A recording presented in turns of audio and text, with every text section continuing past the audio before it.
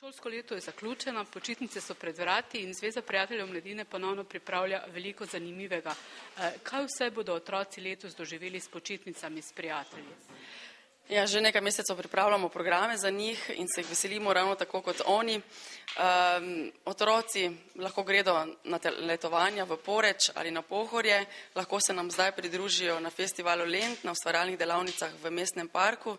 S 1. julijem pa začnemo s počitniškim programom tukaj v Mariboru, ko se lahko otroci udeležujejo izletih, kratkih tematskih, sredinnih celodnevnih izletov, ustvarjalnih delavnic tukaj v Domu ustvarjalnosti mladih in v soseskah Maribora, na letečem avtobusu, v okviru katerega pripravljamo tudi natečaj za novo likovno podobo letečega avtobusa, dogodek v skate parku in pa potem zaključek počitnic z tradicionalnim tekmovanjem Maribor moje mesto in neresno olimpijado s Sončkovim živžavom. Poletna šola fotografije je tukaj, skratka program je pester in bogat in jaz sem prepričana, da bo vsak našel nekaj zase. Prvi otroci odhajajo na letovanje že konec tega tedna. Kako so pravzaprav zasedene izmene, koliko možnosti še imajo, da se lahko prijavijo? Ja, prva izmena potuje v Poreč že ta teden. Prve 3 izmene so že zapolnjene, 4., 5. in 6. še imata nekaj mest. Več prijav imamo letos kot lani, kar pripisujemo tudi gospodarski krizi, ko si verjetno cele družine več ne morejo privoščiti počitnic na morju, pa potem vsaj otrokom omogočijo, da preživijo nekaj dni na morju.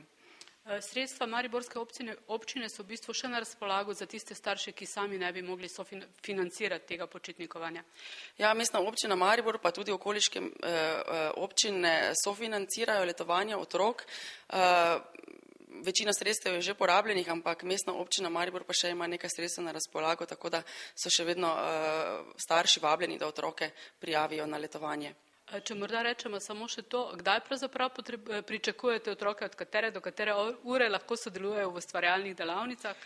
Delavnice bodo odprte vsak dan med 8. in 15. uro, v soseskah med 9. in 12. uro in na letečem avtobusu med 17. in 20. uro vsak dan od ponedeljka do petka.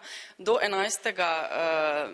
julija pa smo še v mestnem parku v okviru festivala Lent. Izleti pa že začnejo 1. julija in prvi izlet bo rafting na Savi dolinki v sredo, torej takoj prvi izlet bo sredin izlet in se otroci že prijavljajo, tako da kar naj pohitijo z prijavami na sredine izlete. Še to mogoče, sredini izleti so edina dejavnost, ki je doplačljiva, vse ostale dejavnosti, aktivnosti so brezplačne.